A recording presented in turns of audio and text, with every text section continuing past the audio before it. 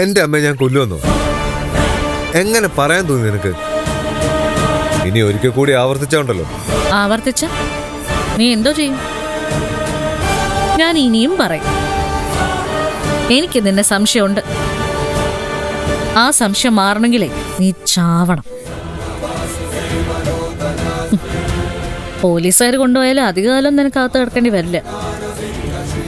ഞാൻ പുറത്തിറക്കും, എന്നിട്ട് തട്ടിക്കളയും. അമ്മയൊന്ന് തിരിച്ചു വന്നോട്ടെ, അതോടെ നീ തീരൂടാ.